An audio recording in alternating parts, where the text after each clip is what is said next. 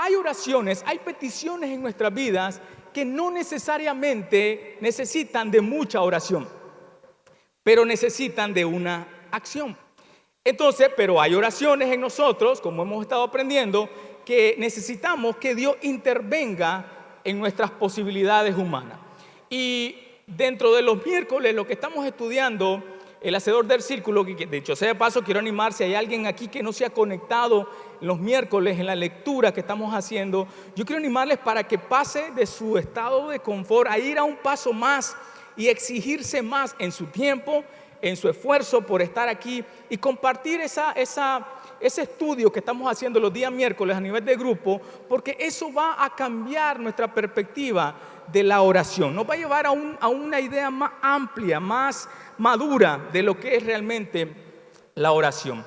Y precisamente en esa temporada es que quiero continuar hablando acerca de la oración, pero titulé o le puse como título lo que quiero compartir con ustedes, y quizás a algunos les va a causar un poco, va a chocar, por decirlo de esta manera, con su manera de pensar, pero déjenme terminar la idea de lo que quiero compartir con ustedes. Y titulé este sermón: deja de solo orar y comienza a actuar.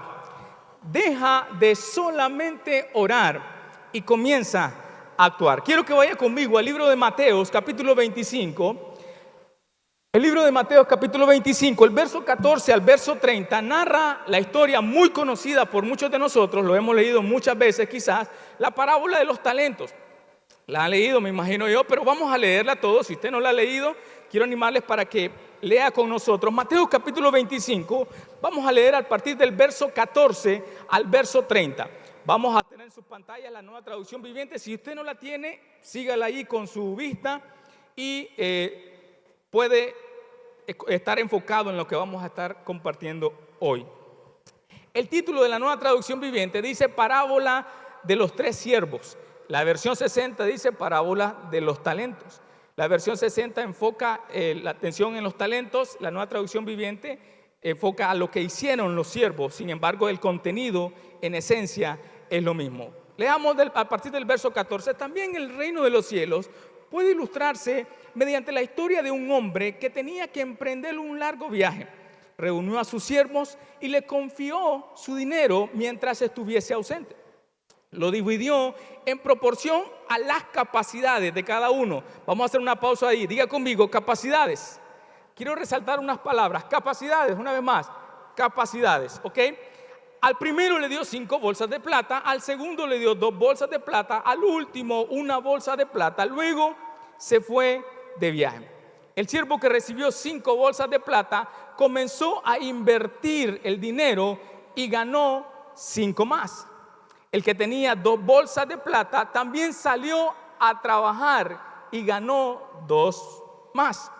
Verso 18, pero el siervo que recibió una sola bolsa de plata cavó un hoyo en la tierra y ahí escondió el dinero de su amo. Después de mucho tiempo, el amo regresó de su viaje y lo llamó para que le rindieran cuenta de cómo había usado su dinero. El siervo al cual le había confiado las 5 bolsas de plata se presentó con 5 más y dijo: amo, usted me dio 5 bolsas de plata para invertir y he ganado 5 más. Verso 21, el amo lo llenó de elogios. Bien hecho, mi buen siervo fiel. Has sido fiel en administrar esta pequeña cantidad, así que ahora te daré mucho más responsabilidades. Ven a celebrar conmigo. Verso 22. Se presentó el siervo que había recibido 2 bolsas de plata y dijo: amo, usted me dio 2 bolsas de plata para invertir y he ganado 2 más. Verso 23. El amo dijo: bien hecho, mi buen siervo fiel. Has sido fiel en administrar esta pequeña cantidad, así que ahora te daré muchas más responsabilidades. Ven a celebrar conmigo. Verso 24. Por último se presentó el siervo que tenía una sola bolsa de plata y dijo: amo, yo sabía que usted era un hombre severo, que cosecha lo que no sembró y recoge las cosechas que no cultivó. Verso 25. Tenía miedo de perder su dinero, así que lo escondí en la tierra. Mire, aquí está su dinero de vuelta. Verso 26. Pero el amo le respondió: siervo perezoso, perverso y perezoso. Si sabías que cosechaba lo que no sembré y recogía lo que no cultivé, ¿por qué no depositaste mi dinero en el banco? Al menos si hubiera podido obtener algún interés de él. Verso 28, entonces ordenó, quítenle el dinero a este siervo y déselo al que tiene las 10 bolsas de plata. Verso 29, a los que usan bien lo que se les da, se les dará aún más y tendrán en abundancia, pero a los que no hacen nada, se les quitará aún lo poco que tienen. El verso 30, ahora bien, arrojen a este siervo inútil a la oscuridad de afuera, donde habrá llantos y rechinar de dientes. Quiero enfocar esta historia no en lo que le dio el amo, sino en lo que hicieron los siervos. Y de ahí el título de lo que quiero compartir con ustedes: deja de actuar y comienza a orar. Cada uno de ellos, dice la Biblia, que fue de acuerdo a su capacidad. Es decir, cada uno de nosotros, Dios nos ha dado capacidades de alguna u otra manera completamente diferentes a las otras, pero lo que Dios te da, Él va a esperar qué haces tú con eso que Dios te da. Y las oraciones no están lejos de ese accionar que usted y yo debemos de responder, y no solamente estar orando. Ahora, hay dos respuestas aquí que el Señor, el amo dio a su siervo. Dice, a uno le dijo, a dos le dijo, bien hecho mi buen siervo fiel. Y al otro le dijo, siervo perverso y perezoso. Aquí hay dos acciones que cada uno, hay dos tipos de personas que hacen con lo que Dios le da. Uno, dice la Biblia, que fue e invirtió, el otro salió a trabajarlo, pero el otro lo escondió. Cuando usted y yo no hacemos algo con lo que Dios nos da, usted y yo escondemos lo que Dios merece recibir, la gloria. Ahora, estudiábamos el miércoles pasado acerca de este principio del hacedor de círculo y decíamos que a Dios no le honraban las oraciones que se hallan dentro del ámbito de las posibilidades humanas. Hay oraciones que usted y yo hacemos a Dios que están dentro del ámbito de nuestra responsabilidad. Es decir, que no necesitan oración, pero que necesitan acción. Hay oraciones en nuestras vidas que no necesariamente tenemos que seguir orando, sino empezar a actuar. Entonces el escritor aquí, Mark Batterson, dice que lo que le pedimos a Dios, que está dentro de nuestras posibilidades humanas, no honran a Dios. Pero aquellas que salen de lo que humanamente hablando es posible, esas oraciones sí son las que usted y yo debemos de traer delante de Dios. Si es que hay una verdad, mi amado hermano, hay oraciones en nuestras vidas que deben dejar de ser oraciones y convertirse en acciones. Les voy a poner un ejemplo de ellas. Un ejemplo: Señor, ayúdame, Señor, a perdonar a esta persona que me hizo mal. Ayúdame a perdonarla. Esa oración no necesita oración, necesita acción. Entonces el Señor desde arriba te escucha y te dice, mi hijo, mi hija, pidiéndome que le ayude a orar. Cuando ya está en mi palabra escrito que cuántas veces debes de perdonar a tu hermano que te ofende o te haga mal. Entonces el Señor dice, hijo, esa no es para que ores para mí, eso es para que tú actúes por mí. Oramos, Señor, te pido que me ayudes a no ofenderme ante este hermano que no me cae bien, el hermano en la iglesia. Pero el Señor dice, no te ofendas, pasa por alto la ofenda, porque el amor cubre multitud de errores. Entonces hay oraciones en nuestras vidas que no necesitan oración, necesitan acción. Oramos, Señor, te pido que me des un trabajo, y el pastor Gerardo muchas veces lo ha mencionado, ¿verdad? Oramos a Dios para que nos dé un trabajo, pero no salimos a buscar un trabajo. Dice la Biblia que uno de estos, el que recibió 2 talentos, dice, ¿qué fue lo que hizo? Dice, salió a trabajar. Él no dijo, voy a esperar a ver qué banco me ofrece que le dé este dinero para ganar intereses. Él salió a trabajar. De ahí entonces el principio de que hay oraciones en nuestras vidas que no necesitan oraciones, necesitan acción. ¿Se ha preguntado alguna vez cuántas de nuestras peticiones de oración se hallan dentro de ese ámbito de nuestras posibilidades de responderlas? Señor, una oración, por ejemplo, Señor, te pido que avives el fuego de tu presencia en mí. Esa oración no es una oración que se tiene que estar haciendo por años. Pasa 5, 6, 7 años y usted está orando, Señor, aviva el fuego, pero no hace algo para que el fuego de Dios se avive en ti. Entonces ese es un tipo de oración que no necesita oración, necesita acción. Señor, te pido que, veníamos mi esposo y yo ahorita en el camino del vehículo escuchando la radio, manda un hermano a pedir, Señor, te pido que oren para que el Señor me haga volver a mi primer amor. Yo le decía a mi esposa, escucha, eso no es un motivo de oración, eso no es una oración, eso debe de ser una acción. ¿Cómo volvemos a nuestro primer amor? Dejando lo que estamos haciendo y regresando al que representa mi primer amor. Eso es acción, no es oración. Entonces, esas oraciones están dentro del ámbito de las posibilidades humanas. Es decir, que usted y yo podemos hacerlo. Señor, te pido una oración. Señor, te pido que proveas alimento a la vecina que está allí, que está pasando hambre, que está pasando en situaciones difíciles. Te pido que proveas alimento. Y el Señor te dice, ¿qué tienes tú en la casa? Entonces eso no es una oración, eso requiere una acción. Señor, te pido que me des un aumento en mi trabajo, que me den un ascenso en mi trabajo. Pero tu tipo de trabajo es tan mediocre que no necesita un aumento. Entonces eso no es tanto de oración, eso es tanto de acción.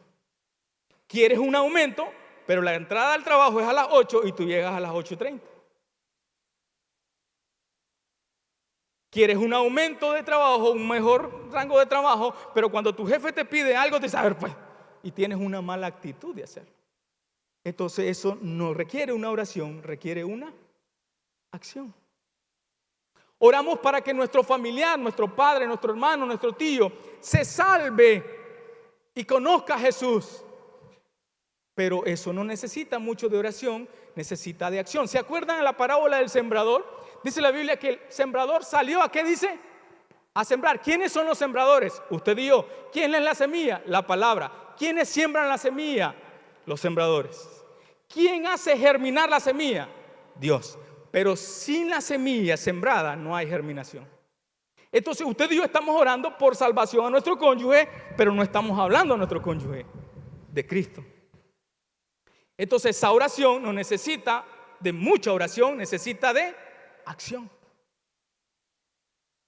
Por eso es que usted y yo, en este movimiento que estamos provocando en lo que es los miércoles, los días domingos, lo que ha estado hablando el pastor de la oración, es muy importante que enfoquemos nuestra atención, sí, en los milagros que Dios puede hacer, porque creemos que un Dios puede responder milagros y puede saltar nuestra rutina diaria y empezar a cambiar nuestro contexto de familia o de convivencia en que nos encontramos, pero también debemos de enfocar en que hay momentos en nuestras vidas en que debemos de dejar de orar, un tipo de oración que está en lo humanamente posible para nosotros, y empezar a orar por aquellas oraciones que sí necesitan una intervención de Dios. Un familiar diagnosticado con cáncer, un familiar diagnosticado con cualquier enfermedad mortal que de alguna u otra manera la ciencia o la medicina te dijo que ya no hay solución. Esa es una necesidad de oración en la cual Dios necesita intervenir. Pero orar para que Dios me haga perdonar a quien me ofendió, eso no necesita oración, eso necesita acción. Señor, te pido para que no me lo encuentre en el pasillo ahí al hermano en la entrada de salvación, y tan alá la puerta dice salvación. Te pido que no me lo encuentre, que no lo soporto al hermano. Ayúdame a soportarlo. Y el Señor desde arriba dice, bueno, sopórtense unos a otros sus faltas. Y el Señor desde arriba dice, mi hijo, eso no necesita de oración, eso necesita de acción. Señor, te pido, Señor, que me deje el tiempo para venir a la iglesia y tener más tiempo para conectarme en la iglesia. ¿Acaso Eclesiastés 3:1 no dice, todo tiene su tiempo? Entonces arriba dice el Señor, mi hijo, yo he plantado un cronos en la tierra para que todo lo que hagas en la tierra y todo lo que sea en la tierra tenga su tiempo y su hora.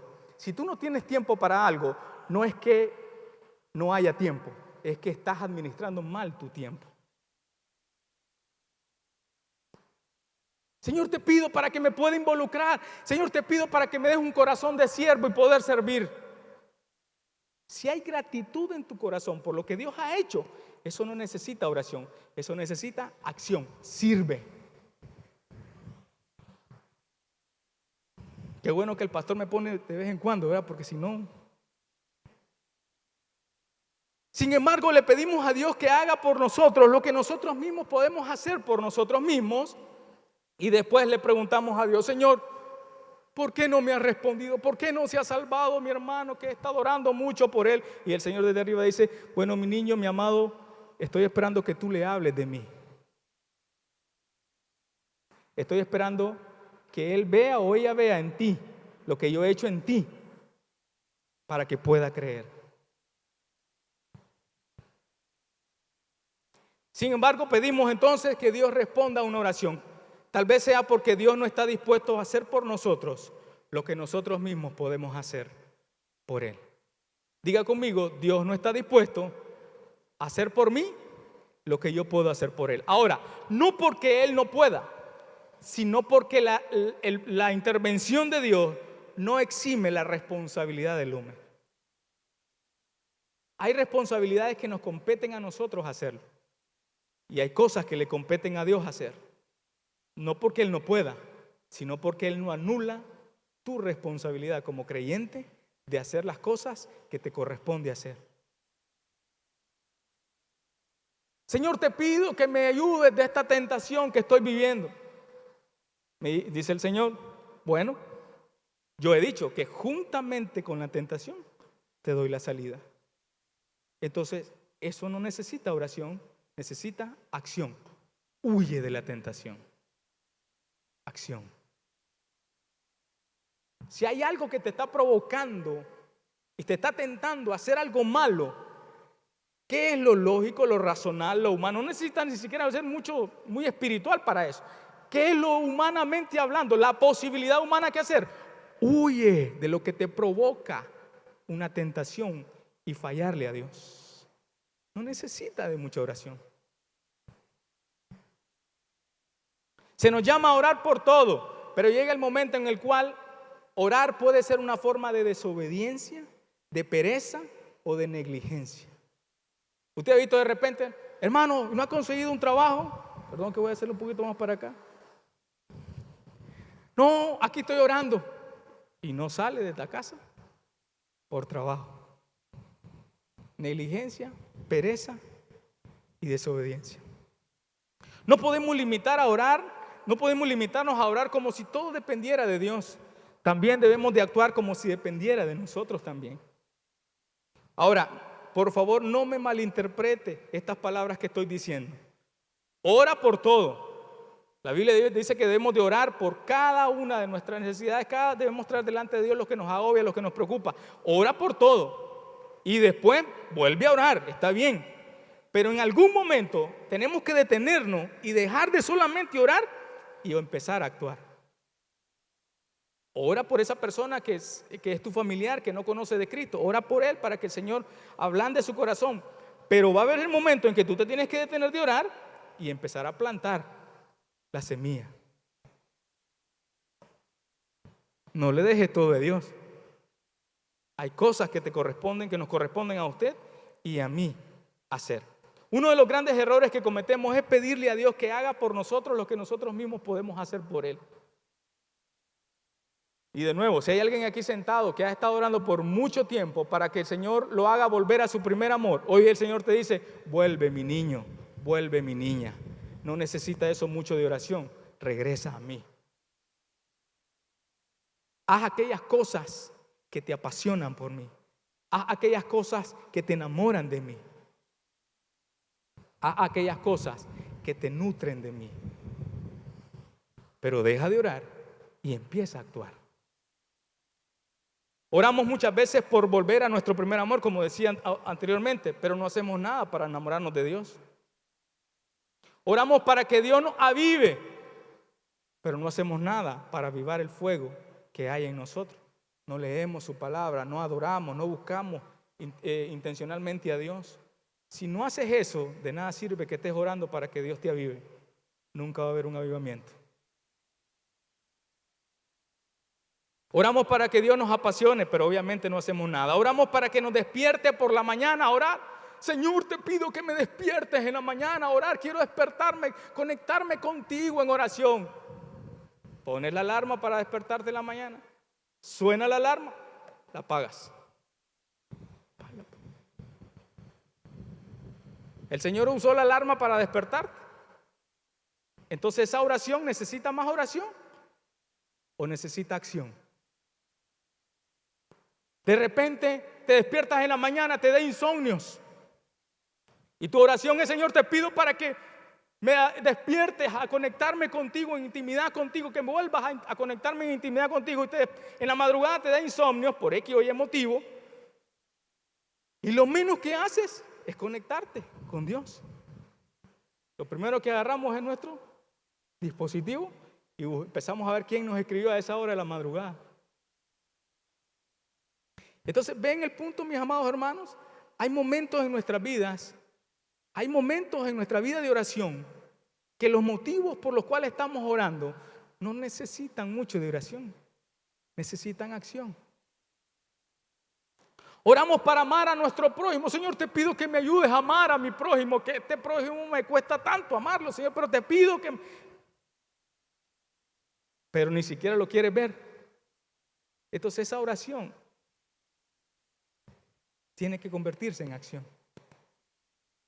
Oramos para que Dios nos ayude a perdonar a los que nos hicieron daño, pero no estamos perdonando. Oramos para que Dios provea recursos financieros a nuestra iglesia para suplir a las necesidades que hay en nuestra iglesia. Pero cuando Dios aumenta tus finanzas, no te acuerdas de sembrar en su casa. Esa oración no necesita mucha oración. Cuando Dios te bendiga, bendice la casa. Porque de nada sirve que estés orando para que Dios envíe finanzas y envíe recursos para nuestra casa, las necesidades. Si tú, que eres un medio que Dios usa para bendecir la casa, no estás haciéndolo. Oramos para que Dios envíe obreros. Pero cuando Dios dice aquí necesitamos obreros, usted se esconde. Oramos para que Dios abra puertas de aumentos salariales en nuestros trabajos, pero no eres fiel con lo que Dios te está permitiendo tener. Y después decimos: Señor, ¿por qué tengo años de estar ahí? Nunca, Señor, me bendijiste más de lo que tengo. Entonces Dios te dice de arriba: ¿has sido fiel con lo que te he dado? ¿Has administrado bien lo que te he dado? Entonces eso necesita acción más que oración. Oramos para que Dios bendiga y provea alimento a mi amigo, a mi hermana que conozco, que sabe una necesidad. Pero tú, ¿qué tienes para ayudarle? ¿Qué haces con eso? Nada. Oramos para que Dios nos sane de alguna enfermedad crónica, pero no cuidamos lo que estamos consumiendo.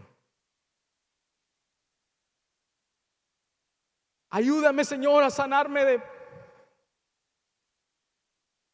de azúcar, de presión arterial. Ayúdame, Señor. Y Dios puede hacerlo, pero no dejas de consumir aquello que afecta a tu salud. Eso no necesita oración, necesita acción. Mi amado hermano, Dios no va a hacer por nosotros lo que nosotros mismos podemos hacer. ¿Qué tal si lo decimos fuerte? Dios no va a hacer por mí lo que yo mismo puedo hacer. Ora por todo y vuelve a orar por eso. Pero hay momentos en que tienes que detenerte y empezar a actuar. Cuando no hacemos lo que nosotros podemos hacer y seguimos orando por eso, nos vamos a estancar espiritualmente. Nuestro más grande problema, mi amado hermano, no es que usted y yo no sepamos lo que debemos hacer. Sí lo sabemos. Más bien es que no queremos hacerlo. Y muchas veces ponemos excusa de que estamos orando por eso. Pero hoy el Señor te dice: deja de orar y empieza a actuar. ¿Usted ha visto de repente? Hermano, ¿y cómo va este asunto con su problema en su matrimonio? ¿Cómo está? Siempre hay lucha. Estoy orando por mi esposa. Pero también estás amando a tu esposa, estás perdonando a tu esposa, estás pasando por alto las ofensas de tu esposa, estás amando desinteresadamente a tu esposo o a tu cónyuge. Entonces eso necesita mucha oración, necesita acción. El amor se evidencia por las acciones que produce. Porque el amor es acción más que simple oración. Cuando la palabra cristianismo, mi amado hermano, se convierte solamente en un nombre, en un título, se anula. El cristianismo fue pensado desde siempre con las características de un verbo, es decir, de la manera, de una forma de accionar, de un verbo activo. Cuando se le llamó por primera vez a los cristianos en Hechos capítulo 11, verso 26, se les llamó por primera vez porque los identificaba con la persona de Cristo. De hecho, cuando Pedro negó a Jesús, las veces que lo negó, dice que lo que identificaron en Pedro era la forma en cómo hablaba Pedro, lo que lo delató que era un seguidor de Jesús. Entonces el cristianismo, lejos de ser un nombre o un título, es una acción, es una evidencia que se identifica en cómo usted y yo nos comportamos, en cómo usted y yo accionamos. De hecho, si usted lee todo el libro de Hechos, de Hechos de los Apóstoles, precisamente el nombre lo dice todo. Lo que usted va a leer ahí son los hechos de los apóstoles. No son las palabras bonitas de los apóstoles, no son las ideas revolucionarias de los apóstoles, son los hechos de los apóstoles. Es decir, lo que ellos hicieron revolucionó una temporada en ese entonces, revolucionó los pensamientos, revolucionó la religiosidad, revolucionó la tradición. ¿Qué revoluciona la tradición, mi amado hermano? El accionar lo que cree de él. Entonces, el hecho de los apóstoles definitivamente ilustra que el cristianismo es más que un nombre, más que un título, es un verbo activo. Por eso es que cuando a usted y yo nos identifican por nuestro comportamiento, por cómo usted y yo nos comportamos, estamos dejando el buen nombre de Cristo en las personas. Y la gloria es para Él, no para ninguno de nosotros. Entonces, el libro del Hecho es uno de los libros que usted se puede dar cuenta de que el evangelio, el cristianismo, es más que un dicho del diente al labio y es un comportamiento, es un accionar. Y nuestras oraciones deben de ser así también. Nuestros deseos deben de convertirse en acción. Y si habláramos menos, si usted y yo habláramos menos e hiciéramos más, creo que usted y yo causaríamos un impacto mayor o igual que el que causó los apóstoles allá en el inicio de la iglesia. Definitivamente Dios necesita o nos está diciendo a cada uno de nosotros que necesitamos cambiar nuestra manera de orar y darnos cuenta. Necesitamos hacer un inventario de nuestras peticiones de oración. Cuando llegue a casa, ora usted, ¿cuál ha sido su motivo de oración? Si su motivo de oración dice, Señor, ayúdame a volver a mi primer amor, tache ese motivo y empiece a accionar. Ese no es un motivo de oración. Señor, te pido para que me enamores más de ti. Tache ese objetivo o póngale entre paréntesis acción. Requiere acción. Si su motivo de oración es, Señor, ayúdame a perdonar a este individuo, hijo del diablo, que me hizo mal, no lo ponga como oración, ponga entre paréntesis, requiere acción. Si su motivo de oración es, Señor, te pido para que me des más tiempo para involucrarme en tu iglesia, tache ese motivo y ponga entre paréntesis, Eclesiastés capítulo 3, todo tiene su tiempo. Entonces ponga, esto requiere acción, no oración. Y quizás hay jóvenes aquí que dicen, Señor, te pido para que lo cambies al muchacho que está. Eso no necesita de oración, eso necesita acción. Huye. Porque no hay comunión la luz con las tinieblas, ni Cristo con Belial. Eso no necesita oración, eso necesita acción. Señor, te pido para que me des un trabajo. Si tu motivo de oración es, te pido para que me des un trabajo, Señor. Está bien, ora, pero pon entre paréntesis, mañana saldré a buscar el trabajo. Acción. Señor, te pido que me des un aumento en mi trabajo. Está bien, ora por eso para que ponga gracia en tu vida, Dios, pero también sé diligente en tu trabajo. Acción. Sé puntual. Ve una milla extra de lo que te pide tu empleador o tu jefe. Y eso te va a promover. Mi amado hermano, termino con esto. La oración que no lleva a la acción no es una oración auténtica. Escuche bien, la oración que no lleva a una acción no es una oración auténtica. Solamente hemos estado hablando con nosotros mismos. La oración nos debe de impulsar a una acción. La oración nos debe de impulsar a hacer algo. ¿Se acuerdan cuando ahí en Hechos, en el libro de Hechos, cuando hubo el derramamiento del Espíritu Santo? Hechos capítulo 2, ¿se recuerdan esa lectura? Si no, pues lo leemos, lean todo el libro de Hechos. Cuando se derrama el Espíritu Santo, dice la Biblia que poder fue investido en los hechos en los apóstoles. ¿Y qué pasó de ahí en adelante? Todos los hechos de los apóstoles, es decir, todo lo que hicieron los apóstoles se manifestó en lo que ellos habían recibido anteriormente. Entonces, mi amado hermano, hay oraciones que nos deben de llevar a la acción, porque si no, no es una oración auténtica. Cuando hablamos con Dios, Él nos responde a nosotros. Claro que nos responde. Nos provoca, nos despierta, nos mueve, nos impulsa. Esa es la evidencia de que usted y yo estamos hablando con Dios. Cuando hablamos con Dios de manera continua, constante en nuestra vida, nos conectamos con Él a diario. ¿Sabe qué va a pasar? Nos va a mover, nos va a impulsar, nos va a sacar de nuestro estado de confort, nos va a llevar a un momento en que nos salgamos de una comodidad en la que nos hemos llevado, y Dios nos va a decir: actúa, acciona, anda, ve, hazlo, porque yo estoy contigo. Cada vez que usted y yo hablamos con Dios, la evidencia de que hablamos con Dios no es pasividad, es accionar.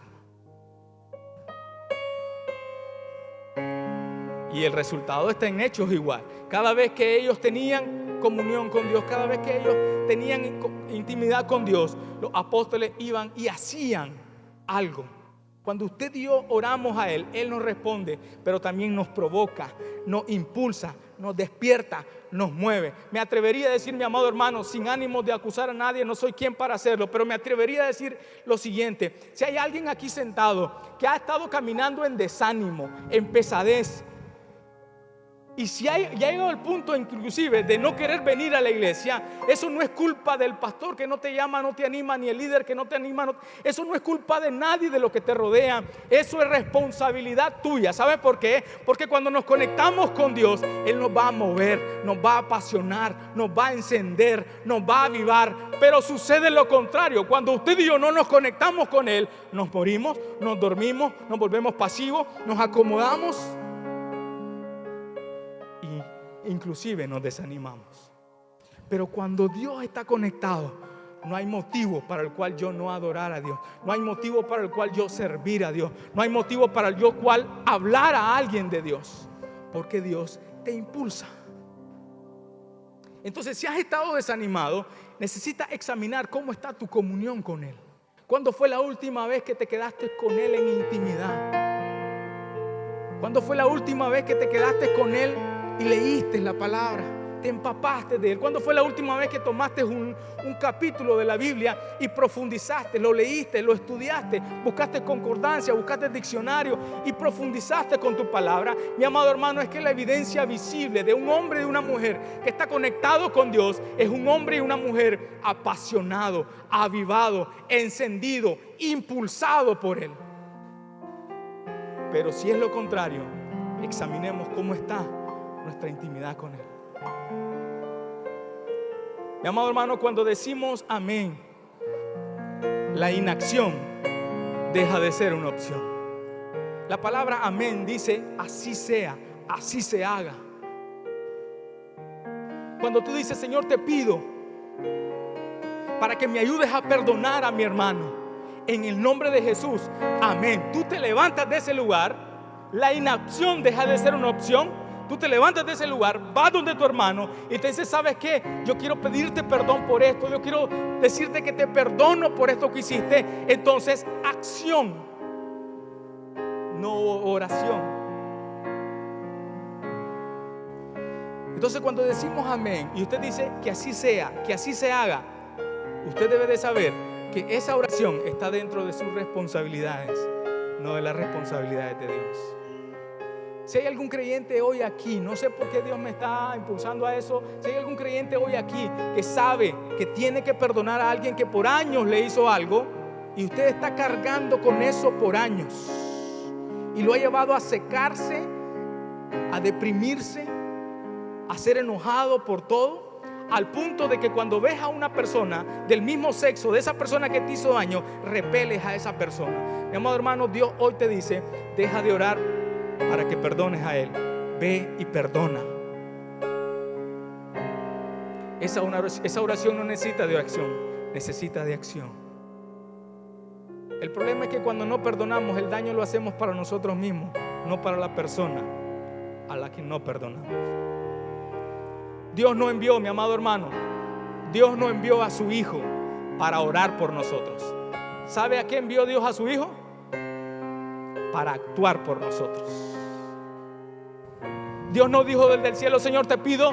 Dios no dijo desde el cielo: Señor, amo a este mundo, pero porque lo amo, Señor, lo voy a seguir amando. No, Dios dice: yo amo a mi gente, yo amo al mundo, pero la evidencia de ese amor es un accionar. Entonces Jesús no vino a la tierra para orar por cada uno de nosotros, vino a actuar por cada uno de nosotros, y a través de ese sacrificio, es decir, a través de esa acción, cada uno de nosotros alcanzamos salvación y somos reconciliados con Dios. Por tanto, ya no hay condenación para los que creen en Cristo Jesús.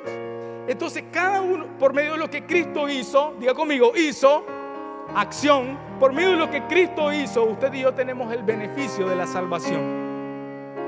Pero Dios no envió a su Hijo a orar por nosotros. Dios envió a su Hijo a actuar por nosotros. Cada uno de nosotros, mi amado hermano, estamos aquí como representación del reino inconmovible, y Dios espera que cada uno de nosotros como hijos no solamente seamos: voy a estar orando por esto, voy a estar orando por esto, sino que seamos esos hacedores de su palabra, seamos esas personas que actuemos en favor del reino. ¿Saben para qué? Para que en todo y por todo Dios sea glorificado en cada rincón de la tierra y el reino de los cielos sea establecido aquí en la tierra. Jesús transformó en acción el mensaje de Dios. Por eso, mi amado hermano, nuestra misión debería de consistir en dedicar nuestras vidas en la acción similar. Transformar en acción el mensaje de Jesús, de tal manera que la gente que no lo conoce, lo conozca a través de nuestras acciones.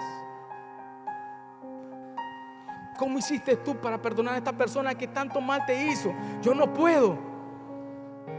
Entonces tú vienes y dices: a través del perdón que yo recibí en Jesús, sin merecer ese perdón, doy de gracia lo que de gracia recibí.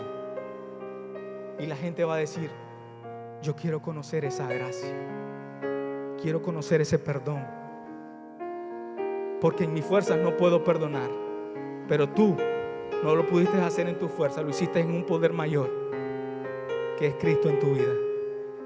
Entonces la gente va a querer conocer esa gracia, ese favor, ese denuedo que cada uno de nosotros tuvimos para hacer algo que estaba en nuestras posibilidades humanas. Cuando todo haya sido dicho y hecho, Dios no dirá, quizás nos va a decir: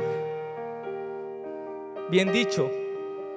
Dios no va a decir, escuche bien, cuando todo haya sido dicho y hecho, no nos dirá: bien dicho, siervo bueno y fiel. No va a decir eso. Bien dicho, hijo, bien hablado. Dios no nos va a decir eso. Dios nos va a decir, tampoco nos va a decir: bien pensado, bien planificado lo que tuviste, bien intencionado lo que tuviste ganas de hacer, de ir y hacer esto que te correspondía a ti. Bien intencionado eres, mi buen siervo fiel. Dios no va a decir eso. Dios va a decir: lo que tú hiciste, Él te va a decir: bien hecho, buen siervo fiel. Cuando el amo llamó a cada uno de sus siervos, a los que fueron elogiados, Él elogió lo que hicieron con lo que le dio. Al que trajo 2, le dijo: bien hecho. Y el que no hizo nada: siervo perverso y perezoso eres. Mi amado hermano, Dios nos ha dado la capacidad a cada uno de nosotros de hacer lo que nos corresponde hacer por el nombre de Jesús. Cuando Cristo nos llame a cada uno de nosotros y nos diga: ¿qué hiciste con la capacidad de perdonar que te di? ¿Qué hiciste con la capacidad de amar que te di? ¿Qué hiciste con la capacidad de bendecir a otros que te di? ¿Qué hiciste con la abundancia de provisión que te di? ¿Bendeciste a otros o solo te quedaste para ti?